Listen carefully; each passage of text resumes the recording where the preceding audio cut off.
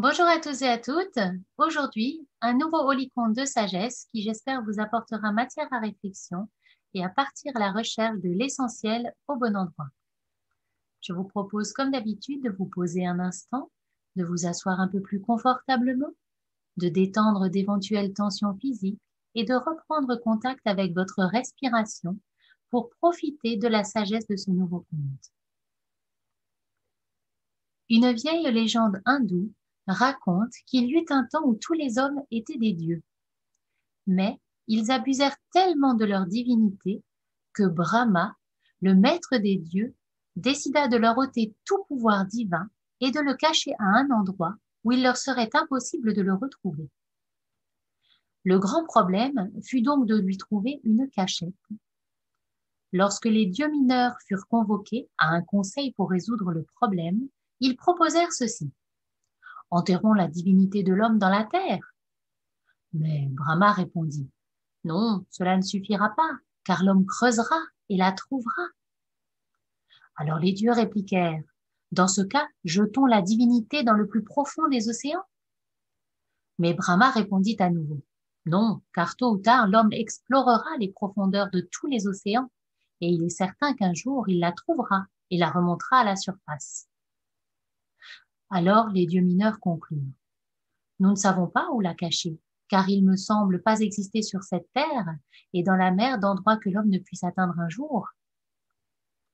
Alors Brahma dit, voici ce que nous ferons de la divinité de l'homme.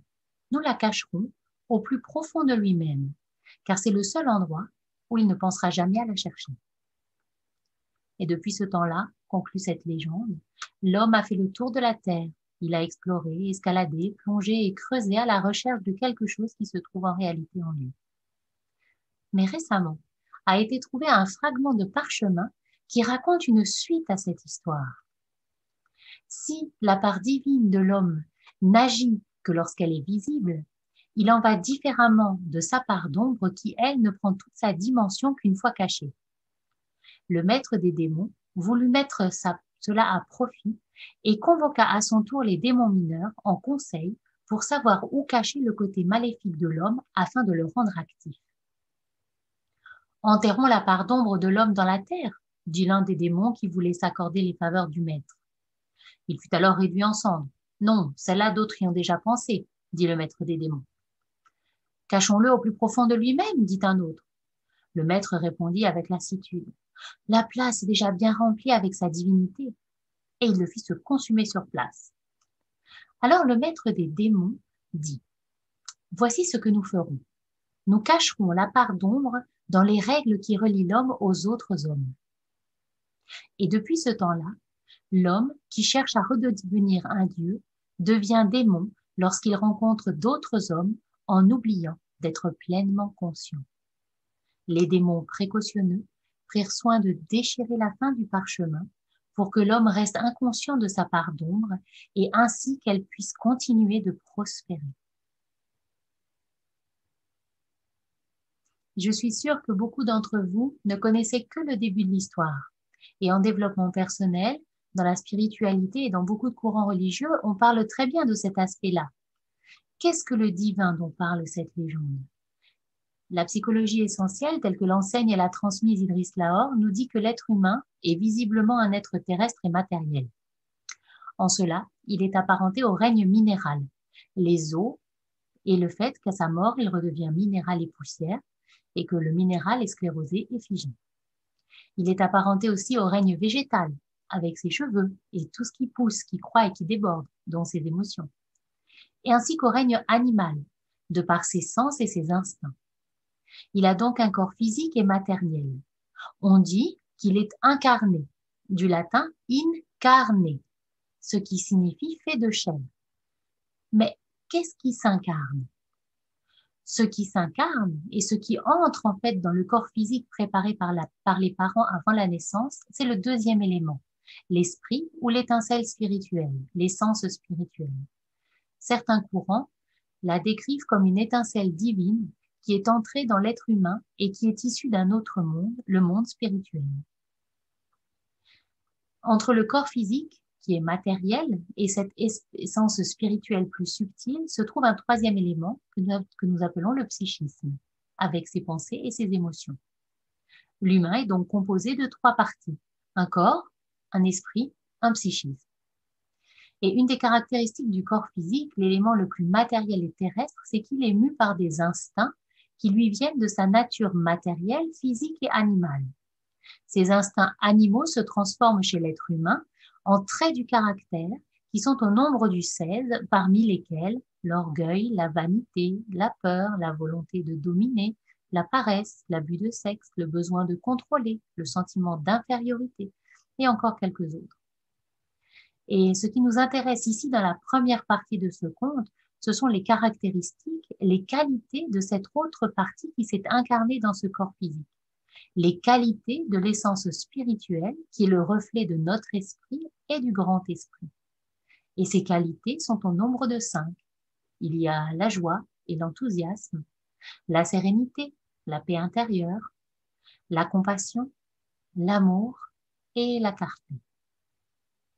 Et ces 5 qualités sont la nourriture de notre essence, qui, tout comme notre corps physique qui a besoin d'eau, de nourriture et d'air pour survivre, elle a besoin de ces qualités pour grandir et s'épanouir. Et ces 5 qualités qui nous viennent du monde de l'esprit et que nous pouvons décider consciemment et volontairement de manifester dans notre vie. Elles sont présentes à l'intérieur de nous, à l'état de germe à notre naissance, mais au fur et à mesure, elles sont comme voilées par notre nature animale et notre psychisme qui, de manière tout à fait maladroite et inopportune, va les recouvrir afin de les protéger durant notre petite enfance. En grandissant, c'est comme si nous avions oublié cette nature divine en nous. Mais souvent, son souvenir se manifeste plus ou moins violemment lors d'un choc grave, d'un traumatisme, d'une maladie grave, d'un burn-out, ou alors plus simplement à un moment de notre vie où nous avons cette sensation presque indicible et peu palpable que la vie ne peut pas être que cette surenchère matérielle et consumériste en nous laissant balloter par les événements plus ou moins joyeux ou douloureux qui nous arrivent. C'est comme si à un moment, nous entendions comme un appel de notre âme à trouver un autre sens à notre vie et à notre présence sur Terre. Commence alors, pour celles et ceux qui le souhaitent, un voyage à la recherche des réponses aux questions que nous nous posons certainement tous un jour. Qui suis-je? Pourquoi suis-je là? Et quel est mon rôle sur cette terre? Et comme nous raconte ce conte, toutes ces réponses se trouvent en nous, cachées derrière les voiles de nos traits du caractère, de nos traumatismes, de nos blessures non résolues et de notre ego. C'est cela, en fait, la part d'ombre dont parle aussi cette légende. Car tous ces traits négatifs du caractère, ces traumatismes et ces blessures non résolues du passé, ainsi que notre ego, pervertissent, salissent et endommagent les liens que nous pouvons avoir les uns avec les autres. Ce sont ces fléaux qui font les guerres, les drames, les violences et qui font se détruire les humains entre eux et qui leur fait détruire la terre autour d'eux. Et à mon sens, il n'est pas question ici de s'empêcher de les avoir en les rejetant ou en voulant les détruire en nous, puisqu'ils font partie intégrante de nous-mêmes et qu'il est impossible de rejeter une partie de nous sous peine de souffrance encore plus grande. Ça, c'est l'un des grands principes systémiques qui régit tous les systèmes et les mondes, qui est le principe d'inclusion. Mais à un moment, nous pouvons aussi apprendre à les maîtriser et à les mettre au service de cette partie divine en nous. Ainsi, par exemple, l'avidité peut se transformer en don et en partage. Je ne prends pas que pour moi, comme un animal ou comme un petit enfant devant un bol de chips, mais je regarde autour de moi et je partage entre tous de manière équitable. Développer et faire rayonner ces qualités en nous et autour de nous ne peut être fait que de manière libre et consciente individuellement. On peut bien voir que les religions, l'éducation de nos parents, de nos professeurs, la société n'ont pas réussi à faire émerger ces qualités en l'être humain. Pour y arriver, cela demande un travail d'observation et de réflexion, un chemin de connaissance de soi et surtout de tout ce qui n'est pas soi, afin d'avoir la capacité à décider réellement et librement de qui nous voulons être, afin de pouvoir faire et avoir ce que nous désirons vraiment dans la vie. Et parfois, sur ce chemin, on a besoin d'un petit coup de main, d'une guidance pour enlever les voiles, libérer tous ces traumatismes et déjouer les pièges de notre ego. À l'espace holistique, je propose des outils et des pratiques efficaces et simples d'utilisation pour y arriver plus facilement, tout en douceur, mais avec précision. Si vous souhaitez plus d'informations et commencer un travail dans cette direction, n'hésitez pas à me contacter. Je vous mets mes coordonnées en dessous. Si cette vidéo vous a plu, n'hésitez pas à la partager, à la liker, à vous abonner à la chaîne YouTube de l'Espace Holistique et retrouvez-moi sur Facebook. En attendant, je vous souhaite une très belle journée et je vous dis à très bientôt pour une prochaine vidéo.